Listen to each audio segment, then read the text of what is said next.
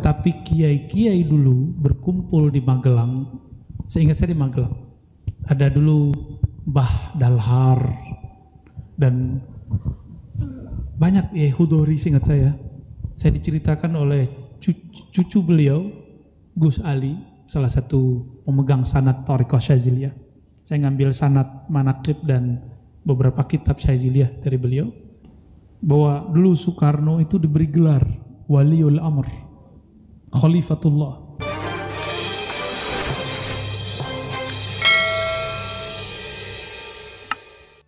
Terkait penjelasan mengenai wali Allah, pertanyaannya kapan dan bagaimana umat atau manusia itu bisa disematkan sebagai wali Allah.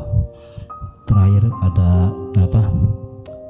pernyataan Buya juga mengatakan bahwa Soekarno itu termasuk wali Allah. Mungkin bisa dijelaskan atau diklarifikasi, Buya. Ya. Terima kasih. Assalamualaikum warahmatullahi wabarakatuh. Assalamualaikum. Ada yang nggak sepakat Soekarno jadi wali? Nggak apa-apa. Tapi kiai-kiai dulu berkumpul di Magelang. Seingat saya di Magelang ada dulu Mbah Dalhar dan banyak ya Hudori, seingat saya. Saya diceritakan oleh cucu beliau, Gus Ali, salah satu pemegang sanad Thariqah Syaziliyah.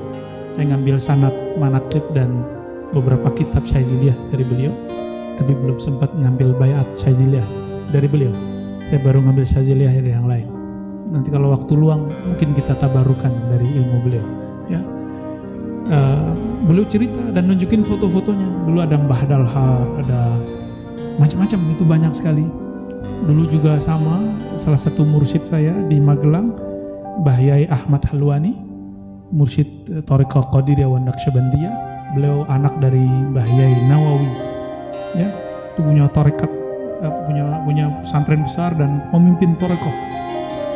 Beliau menceritakan ini, bahwa dulu Soekarno itu diberi gelar Waliul Amr, Khalifatullah. Ada gelarnya banyak, beberapa saya nggak hafal tuh ya. Nanti konfirmasi ke mereka, dan ada di surat-surat kabar lama. Pertemuan itu ulama. Saya mau tanya sama antum, menurut antum Hadratus Syekh Hasyim Asy'ari wali nggak? Ada yang nggak bilang wali? Wali nggak? Anak beliau, Kiai, cucunya Kiai Abdul Wahid bin Hashim, wali nggak? Menurut saya beliau wali, karena kriteria-kriterianya cukup lah. Mbah Dalhar, mursyid Syaziliyah, itu wali besar itu. Mbah Khudari dulu ya, yang pemegang kitab Dalail, sanad Dalail Khairat. Dalail Khairat atau kitab kumpulan sholawat. Mbah Dalhar ini punya istri Mbah Nyai Nur Khalimah. Alhamdulillah terakhir saya dapat ijazah sanad beliau. Orang nggak ada sakit, tapi sehat karena nggak makan nasi. Kalau antum kan makan nasi.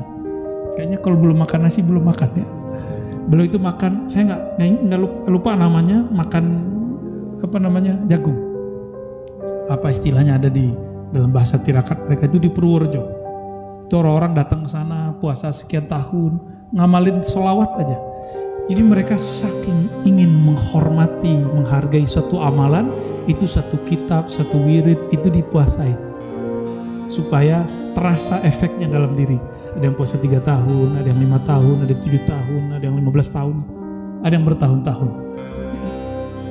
Istrinya Mbah Nyai Nur Khalimah, baru bulan puasa meninggal. Untuk beliau kita kirimkan Al-Fatihah.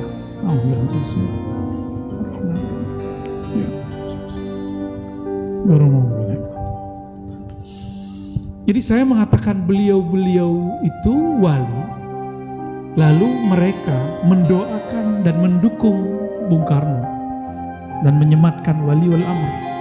Jadi wali itu jangan dibayangkan cuma wali ibadat, wali ma'rifat, ada wali imarah, wali kekuasaan.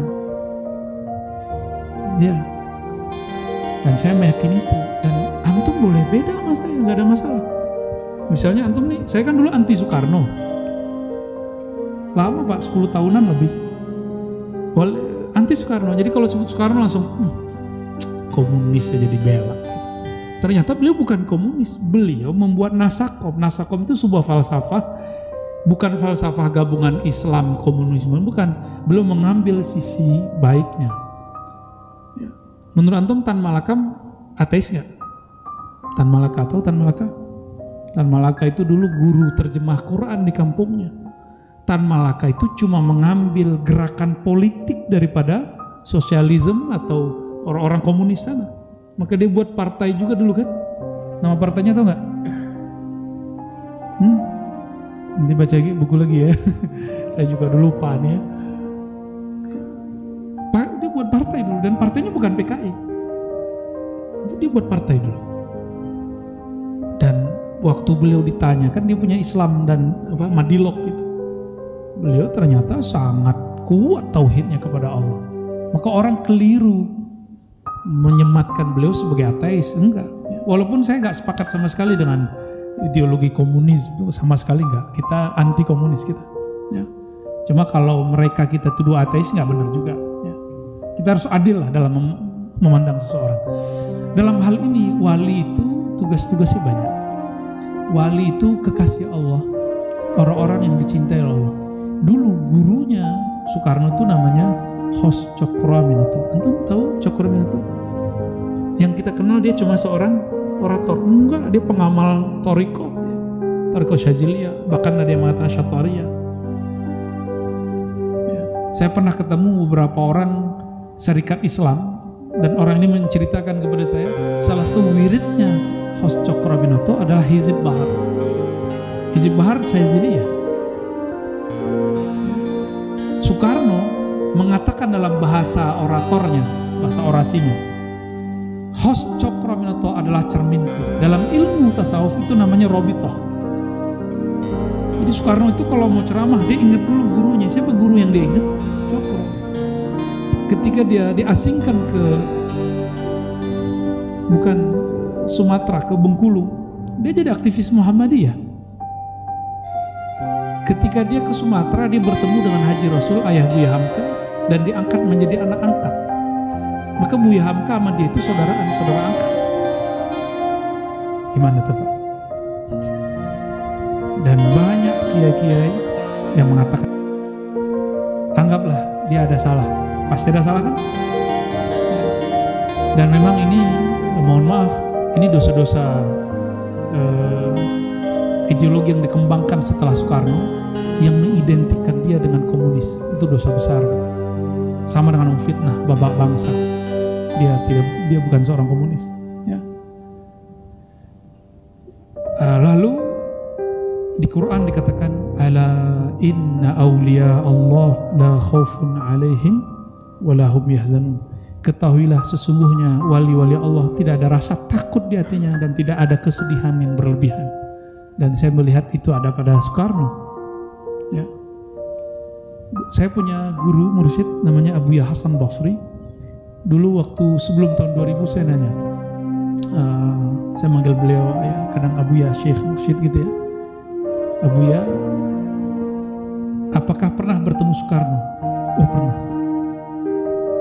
Itu gimana karismanya? Jangankan ketemu. Soekarno hanya berpidato lewat radio, se-Indonesia tenang. Guru, mursyid, kiai tenang Pak, semuanya ingin mendengar. Kiai aja ngomong belum tentu dengar begitu. Kira-kira dia siapa itu? Bukan dengan aji-aji ini dan itu Pak, enggak kuat aji-ajian itu. Antum baca wirid apa baca bawa jimat apa kan di beliau ini disebut membawa sesuatu di badannya, ya itu urusan dia. Enggak. Emang Allah berikan kekuatan kata-kata pada Soekarno. Saya pun konfirmasi kepada beberapa syekh, apakah pandangan ini benar? Untuk beliau benar. Tapi saya tidak boleh maksa antum tuh, ya, nggak boleh maksa antum. Saya mau tanya nih, Ali wali Allah nggak? Ali bin Abi Thalib. Muawiyah wali Allah nggak? Wali Allah nggak?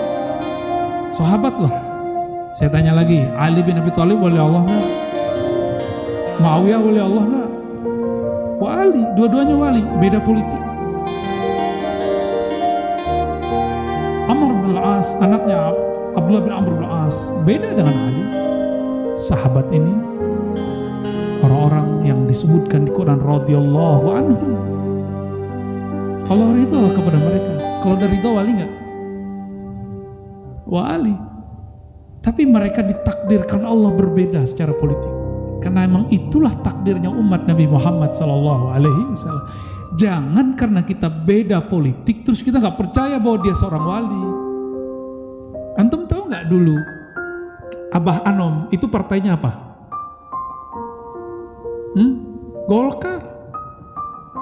Terus Abah yang nggak jauh dari sampingnya dari pesantren itu P3.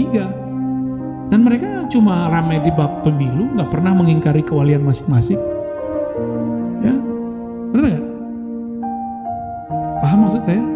Bahwa perbedaan manhaj politik, perbedaan partai politik, pergerakan politik itu tidak ada kaitannya dengan kewalian.